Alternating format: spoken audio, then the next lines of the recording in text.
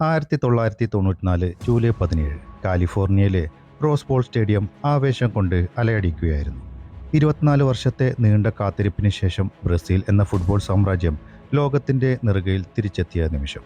കോടിക്കണക്കിന് വരുന്ന ബ്രസീലിയൻ ആരാധകരുടെ ആ സ്വപ്നം തന്റെ നെഞ്ചോട് ചേർത്ത് പിടിച്ചത് ആ 5 അടി 5 ഇഞ്ചുകാരനായിരുന്നു, റൊമാരിയോ.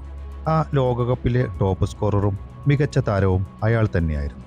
ലോകത്തെ ഏറ്റവും മികച്ച ഡിഫൻഡർമാരെ പോലും തൻ്റെ വേഗത കൊണ്ടും കൗശലം കൊണ്ടും നിസ്സഹായരാക്കിയ ബോക്സിനുള്ളിലെ വേട്ടക്കാരൻ. ഇന്ന് നമ്മൾ സംസാരിക്കുന്നത് വെറുമൊരു ഫുട്ബോൾ താരത്തെക്കുറിച്ചല്ല, 1000-ലധികം ഗോളുകൾ തൻ്റെ പേരിൽ കുറിച്ച ബ്രസീലിയൻ തെരുവുകളിൽ നിന്ന് ലോകകപ്പിൻ്റെ കിരീടം വരെ പന്ത് തട്ടിയെത്തിയ ആ വിസ്മയത്തെക്കുറിച്ചാണ്. Romario de Souza ഫരിയ.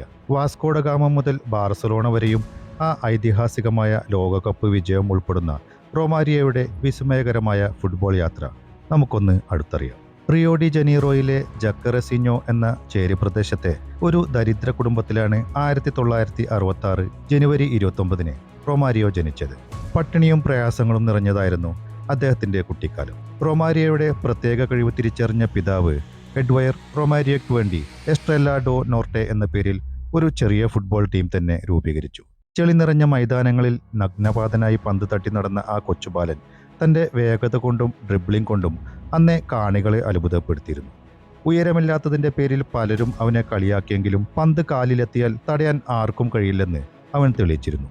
ചെറുപ്പത്തിൽ പല ക്ലബ്ബുകളും അവൻ്റെ ഉയരക്കുറവ് കണ്ട് മുഖം തിരിച്ചപ്പോൾ റൊമാരിയോയിലെ പ്രതിഭയെ തിരിച്ചറിഞ്ഞത് വാസ്കോഡ ഗാമ എന്ന ക്ലബ്ബായിരുന്നു. 1985 തൻ്റെ 19-ാം വയസ്സിൽ ആ കൗമാരക്കാരൻ വാസ്കോയുടെ സീനിയർ ടീമിൽ അരങ്ങേറ്റം കുറിച്ചു. മൈതാനത്ത് ഒരു പുള്ളിപ്പുലിയുടെ വേഗതയോടെ പാഞ്ഞെടുത്ത റൊമാരിയോ പ്രതിരോധ നിരക്കാരെ വെറും കാഴ്ചക്കാരാക്കി മാറ്റി. വാസ്കോക്ക് വേണ്ടി കളിച്ച ആദ്യ 3 വർഷത്തിനുള്ളിൽ തന്നെ അയാൾ ബ്രസീലിയൻ ലീഗിലെ ഏറ്റവും അപകടകാരിയായ സ്ട്രൈക്കറായി മാറി. 2 തവണ റിയോ സ്റ്റേറ്റ് ചാമ്പ്യൻഷിപ്പ് നേടിക്കൊടുത്തുകൊണ്ട് അയാൾ ആ ക്ലബിന്റെ പ്രിയപുത്രനായി. വെറും ഒരു കളിക്കാരൻ എന്നതിലുപരി ബോക്സിനുള്ളിലെ രാജാവ് എന്ന വിശേഷണം റൊമാരിയോ നേടിയെടുത്തത് വാസ്കോയുടെ ആ വെള്ളയും കറുപ്പും ജേഴ്സിയിലായിരുന്നു. 1987 മെയ് 23 ഡംബ്ലിനിലെ ലാൻസ്ഡൗൺ റോഡ് സ്റ്റേഡിയം അയർലൻഡിനെതിരെയുള്ള സൗഹൃദ മത്സരത്തിലൂടെയാണ് ആ 19-കാരൻ ആദ്യമായി ബ്രസീലിന്റെ മഞ്ഞക്കുപ്പായം അണിയുന്നത്. പകരക്കാരനായി ഇറങ്ങിയ ആ മത്സരത്തിൽ തന്നെ ലോകം റൊമാരിയോ എന്ന പേര് ശ്രദ്ധിച്ചു തുടങ്ങി. തൊട്ടടുത്ത വർഷം 1988 സിയോൾ ഒളിമ്പിക്സിൽ 7 ഗോളുകൾ അടിച്ചുകൂട്ടി ടോപ്പ് സ്കോററായതോടെ റൊമാരിയോ ബ്രസീലിന്റെ അവിഭാജ്യ ഘടകമായി മാറി. 1988 ബ്രസീലിന്റെ തീരങ്ങളിൽ നിന്ന് നെതർലാൻഡ്സിലെ തണുപ്പിലേക്കായിരുന്നു റൊമാരിയോയുടെ അടുത്ത യാത്ര.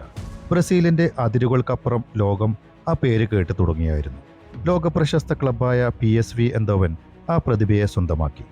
ഭാഷയും കാലാവസ്ഥയും മാറിയെങ്കിലും റൊമാരിയോയുടെ ഗോൾ വേട്ടയ്ക്ക് ഒരു മാറ്റവും ഉണ്ടായിരുന്നില്ല. ഡച്ച് ലീഗിലെ ഡിഫൻഡർമാർക്ക് അതൊരു പേടി സ്വപ്നമായിരുന്നു. PSVക്ക് വേണ്ടി കളിച്ച 167 മത്സരങ്ങളിൽ നിന്ന് 165 ഗോളുകൾ എന്ന അവിശ്വസനീയമായ നേട്ടമാണ് അയാൾ സ്വന്തമാക്കിയത്. ഏകദേശം ഓരോ മത്സരങ്ങളിലും ഓരോ ഗോൾ വീതം. 5 സീസണുകളിൽ നിന്നായി 3 തവണ ലീഗ് കിരീടവും 3 തവണ ടോപ്പ് സ്കോറർ പദവിയും അദ്ദേഹം നേടി. ആ ചെറിയ മനുഷ്യൻ ബോക്സിനുള്ളിൽ പന്തുമായി നിൽക്കുന്നത് കാണുമ്പോൾ ഗോളികൾ ഭയന്ന് വിറച്ചിരുന്നു. ഞാൻ ലോകത്തെ ഏറ്റവും മികച്ചവനാണ് എന്ന് റൊമാരിയോ സ്വയം പ്രഖ്യാപിച്ചത് വെറുതെയല്ലെന്ന് കാലം തെളിയിച്ചു. 1989 ബ്രസീൽ സ്വന്തം മണ്ണിൽ വെച്ച് കോപ്പ അമേരിക്ക കിരീടം ഉയർത്തുമ്പോൾ അതിൻ്റെ നായകൻ റൊമാരിയോ ആയിരുന്നു. ഫൈനലിൽ ശക്തരായ ഉറുഗ്വേക്കെതിരെ നേടിയ ആ ഏക ഗോൾ ബ്രസീലിന് നൽകിയത് 40 വർഷങ്ങൾക്ക് ശേഷമുള്ള അവരുടെ ആദ്യ പ്രധാന അന്താരാഷ്ട്ര കിരീടമായിരുന്നു. മാറക്കാന സ്റ്റേഡിയത്തിലെ 10,000-കണക്കിന് ആരാധകരെ സാക്ഷിയാക്കി റൊമാരിയോ ഒരു പുതിയ ചരിത്രം കുറിക്കുകയായിരുന്നു. 1993 ഫുട്ബോൾ മാന്ത്രികൻ യോഹാൻ ക്രൈഫിന്റെ വിളി വന്നപ്പോൾ റൊമാരിയോ സ്പെയിനിലെ ബാർസലോണയിലേക്ക് പറന്നു. ലോകത്തെ ഏറ്റവും മികച്ച താരങ്ങൾ അണിനിരന്ന ആ ഡ്രീം ടീമിലെ ഏറ്റവും മൂർച്ചയുള്ള ആയുധമായിരുന്നു റൊമാരിയോ. ക്യാമ്പ്നോവിലെ പുൽമൈതാനങ്ങളിൽ അയാൾ ഒരു മാന്ത്രികനെ പോലെ പന്ത് തട്ടി. ബൾഗേറിയൻ ഇതിഹാസം ക്രിസ്റ്റോ സ്റ്റോയ്ക്കോവുമായിട്ടുള്ള അദ്ദേഹത്തിന്റെ കൂട്ടുകെട്ട് യൂറോപ്പിലെ ഡിഫൻഡർമാരുടെ ഉറക്കം കെടുത്തി. ബാർസലോണയിലെ തന്റെ ആദ്യ സീസണിൽ തന്നെ 33 മത്സരങ്ങളിൽ നിന്ന് 30 ഗോളുകൾ അടിച്ചുകൂട്ടി അയാൾ പിച്ചിച്ചി പുരസ്കാരം സ്വന്തമാക്കി. റയൽ മാഡ്രിഡിനെതിരെയുള്ള എൽ ക്ലാസിക്കോയിൽ നേടിയ ആ വിസ്മയിപ്പിക്കുന്ന ഹാട്രിക് ഇന്നും ബാർസ ആരാധകരുടെ മനസ്സിൽ മായാതെ നിൽക്കുന്നു. ബോക്സിനുള്ളിലെ ലോകത്തിലെ ഏറ്റവും മികച്ച താരം എന്നാണ് ക്രൈഫ് റൊമാരിയോയെ വിശേഷിപ്പിച്ചത്. ബാർസലോണയെ ലാലീഗ കിരീടത്തിലേക്ക് നയിച്ച റൊമാരിയോ 1994 ഫിഫയുടെ ലോകത്തെ മികച്ച താരം എന്ന ബഹുമതിയും സ്വന്തമാക്കി. ബാർസലോണയിലെ ആ ചെറിയ കാലഘട്ടം കൊണ്ട് തന്നെ അയാൾ ഒരു ഇതിഹാസമായി മാറിക്കഴിഞ്ഞിരുന്നു. അദ്ദേഹത്തിൻ്റെ കരിയറിൽ ഏറ്റവും വലിയ സുവർണ നിമിഷം 1994 ലോകകപ്പായിരുന്നു. അമേരിക്കയുടെ മണ്ണിൽ നടന്ന ആ ടൂർണമെന്റിൽ ബ്രസീലിനെ തോളിലേറ്റിയത് റൊമാരിയോ ആയിരുന്നു. ഗ്രൂപ്പ് ഘട്ടത്തിലും നോക്കൌട്ടിലും നിർണായക ഗോളുകൾ നേടിയ അദ്ദേഹം ബ്രസീലിന് അവരുടെ 4ാം ലോക കിരീടം നേടിക്കൊടുത്തു. ടൂർണമെന്റിലെ മികച്ച താരത്തിനുള്ള ഗോൾഡൻ ബോൾ നേടിയതും മറ്റാരുമല്ല, 1997 കോപ്പ അമേരിക്ക ഫുട്ബോൾ ലോകം കണ്ടത് മറ്റൊരു വിസ്മയമായിരുന്നു. റൊമാരിയോയും യുവതാരം റൊണാൾഡോയും ഒത്തുചേർന്ന ആ മാരക സഖ്യം എതിരാളികളെ വിറപ്പിച്ചു. ആ ടൂർണമെന്റിൽ ഉടനീളം മികച്ച പ്രകടനം കാഴ്ചവെച്ച റൊമാരിയോ ബ്രസീലിനെ വീണ്ടും കിരീടത്തിലേക്ക് നയിച്ചു. 2 വ്യത്യസ്ത ദശാബ്ദങ്ങളിൽ ബ്രസീലിനെ ലാറ്റിൻ അമേരിക്കയുടെ ചാമ്പ്യന്മാരാക്കുന്നതിൽ റൊമാരിയോ വഹിച്ച പങ്ക് അതുല്യമാണ്. ലോകകപ്പിനും കോപ്പ അമേരിക്കക്കും പുറമെ 1997 സൗദി അറേബ്യയുടെ മണ്ണിൽ റൊമാരിയോ തന്റെ പ്രതാപം വീണ്ടും തെളിയിച്ചു. ചരിത്രത്തിലെ ഏറ്റവും മാരകമായ സ്ട്രൈക്കർ സഖ്യം റൊമാരിയോയും റൊണാൾഡോയും ഒന്നിച്ച് തകർത്താടിയ ടൂർണമെന്റായിരുന്നു അത്. ആ ടൂർണമെന്റിൽ ഉടനീളം 7 ഗോളുകൾ അടിച്ചുകൂട്ടി റൊമാരിയോ ടോപ്പ് സ്കോറർക്കുള്ള ഗോൾഡൻ ഷൂ സ്വന്തമാക്കി. പ്രത്യേകിച്ച് ഓസ്ട്രേലിയക്കെതിരെയുള്ള ഫൈനൽ മത്സരം ഫുട്ബോൾ ചരിത്രത്തിലെ തന്നെ അപൂർവമായ ഒന്നായിരുന്നു. അന്ന് ബ്രസീൽ എതിരില്ലാത്ത 6 ഗോളുകൾക്ക് വിജയിച്ചപ്പോൾ റൊമാരിയോയും റൊണാൾഡോയും 2 പേരും ഹാട്രിക് നേടി എന്നത് ഇന്നും ഒരു അത്ഭുതമായി അവശേഷിക്കും. ആ കിരീട നേട്ടത്തോടെ ബ്രസീൽ ലോക ഫുട്ബോളിലെ തങ്ങളുടെ ആധിപത്യം ഒരിക്കൽ കൂടി ഉറപ്പിച്ചു. റൊമാരിയോ എന്ന വേട്ടക്കാരൻ തന്റെ കരിയറിലെ ഏറ്റവും മികച്ച ഫോമിലായിരുന്ന നിമിഷങ്ങളായിരുന്നു അത്. 70 മത്സരങ്ങളിൽ നിന്ന് 55 ഗോളുകൾ. ഇതായിരുന്നു ബ്രസീലിന് വേണ്ടിയുള്ള അദ്ദേഹത്തിന്റെ സമ്പാദ്യം. പെലേക്കും റൊണാൾഡോക്കും പിന്നാലെ ബ്രസീലിന്റെ എക്കാലത്തെ മികച്ച ഗോൾ വേട്ടക്കാരിൽ ഒരാളായി അദ്ദേഹം മാറി. എന്നാൽ 1998 ലോകകപ്പിൽ പരിക്കുമൂലം ടീമിൽ നിന്ന് പുറത്തായപ്പോൾ വിങ്ങിപ്പൊട്ടുന്ന റൊമാരിയോയുടെ ചിത്രം ഇന്നും ഓരോ ഫുട്ബോൾ പ്രേമിയുടെയും ഉള്ളുലയ്ക്കുന്ന ഒന്നാണ്.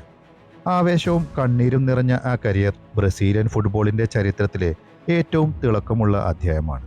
ബാർസലോണയിൽ ലോകം കീഴടക്കി നിൽക്കുമ്പോഴാണ് എല്ലാവരെയും ഞെട്ടിച്ചുകൊണ്ട് റൊമാരിയോ ഒരു തീരുമാനമെടുത്തത്: യൂറോപ്പ് വിട്ട് തന്റെ പ്രിയപ്പെട്ട ബ്രസീലിലേക്ക് മടങ്ങുക. 1995 അദ്ദേഹം ബ്രസീലിയൻ ഭീമന്മാരായ ഫ്ലെമംഗോയിൽ ചേർന്നു. യൂറോപ്പിലെ വമ്പൻ ക്ലബ്ബുകളെല്ലാം അദ്ദേഹത്തിന് പിന്നാലെയുണ്ടായിട്ടും റിയോ ഡി ജനീറോയിലെ കടൽ തീരങ്ങളും തന്റെ നാട്ടിലെ ആവേശവും റൊമാരിയോ തിരഞ്ഞെടുത്തു. ഫ്ലമെംഗോയിൽ എത്തിയതോടെ ആവേശഭരിതരായ ആരാധകർ അദ്ദേഹത്തെ ഇരുകൈയും നീട്ടി സ്വീകരിച്ചു. അവിടെയും ഗോൾ വേട്ട തുടർന്ന റൊമാരിയോ ഫ്ലമെംഗോയ്ക്ക് വേണ്ടി 200-ലധികം ഗോളുകൾ അടിച്ചുകൂട്ടി. ഇതിനിടയിൽ ഹ്രസ്വകാലത്തേക്ക് സ്പെയിനിലെ വലൻസിയയിൽ തിരിച്ചെത്തിയെങ്കിലും തന്റെ മനസ്സ് എന്നും ബ്രസീലിനോടൊപ്പമാണെന്ന് അദ്ദേഹം തെളിയിച്ചു. പിന്നീടുള്ള വർഷങ്ങളിൽ അദ്ദേഹം വിവിധ രാജ്യങ്ങളിലെ ക്ലബ്ബുകളിലും കളിച്ചു. ഖത്തറിലെ അൽസദ് ക്ലബ്, അമേരിക്കയിലെ മിയാമി FC, ഓസ്ട്രേലിയയിലെ അഡ്ലേഡ് യുണൈറ്റഡ് എന്നീ ക്ലബ്ബുകൾക്ക് വേണ്ടിയും അദ്ദേഹം കളിച്ചിട്ടുണ്ട്. തന്റെ 40കളിൽ എത്തിയിട്ടും ആ ഗോളടിക്കാനുള്ള കഴിവിൽ ഒട്ടും കുറവുണ്ടായിരുന്നില്ല. ഓരോ രാജ്യത്തും ഓരോ ക്ലബിലും റൊമാരിയോ എന്ന പേര് ഗോളുകൾക്ക് പകരപ്പേരായി മാറി. ഒടുവിൽ തന്റെ കരിയർ തുടങ്ങിയ വാസ്കോഡഗാമയിൽ തന്നെ തിരിച്ചെത്തി ആ മാന്ത്രികമായ 1000 ഗോളുകൾ പൂർത്തിയാക്കി അദ്ദേഹം ബൂട്ടയച്ചു വെച്ചു. ഫുട്ബോൾ ലോകത്ത് ഗോളുകൾ നേടുന്നവർ ധാരാളമുണ്ടാവാം, എന്നാൽ 1000 ഗോളുകൾ എന്ന ഹിമാലയം ലക്ഷ്യം തൊട്ടവർ വിരലിലെണ്ണാവുന്നവർ മാത്രമാണ്. 2007 മെയ് 20 ആ ചരിത്ര നിമിഷത്തിന് ലോകം സാക്ഷ്യം വഹിച്ചു. തന്റെ കരിയർ തുടങ്ങിയ അതേ വാസ്കോഡഗാമ ക്ലബിന്റെ ജേഴ്സിയിൽ സ്റ്റീഫൻ ഡീക്രീൻ ടീമിനെതിരെ നേടിയ ആ പെനാൽറ്റി ഗോൾ റൊമാരിയോയെ ഫുട്ബോൾ ഇതിഹാസം പെലെയ്ക്ക് ശേഷം ഔദ്യോഗികമായി 1000 ഗോളുകൾ എന്ന നേട്ടം കൈവരിച്ച 2ാമത്തെ ബ്രസീലിയൻ താരമാക്കി മാറ്റി. ആ ഗോൾ വീണ നിമിഷം കളി തടസ്സപ്പെട്ടു. ആരാധകർ മൈതാനത്തേക്ക് ഇരച്ചു കയറി. റൊമാരിയോയുടെ കണ്ണുകൾ ആനന്ദാശ്രുക്കളാൽ നിറഞ്ഞു. 41ാം വയസ്സിലും ആ കാലുകൾക്ക് ഒട്ടും വേഗത കുറഞ്ഞിരുന്നില്ല എന്ന് ലോകം തിരിച്ചറിഞ്ഞ നിമിഷം. ഞാനിത് എൻ്റെ കുടുംബത്തിനും ആരാധകർക്കും വേണ്ടി സമർപ്പിക്കുന്നു എന്നായിരുന്നു ആ 10ാം നമ്പർ ജേഴ്സിക്കാരൻ്റെ വാക്കുകൾ. റൊമാരിയോ തൻ്റെ കരിയറിൽ ഒട്ടേറെ പുരസ്കാരങ്ങൾ കരസ്ഥമാക്കിയിട്ടുണ്ട്.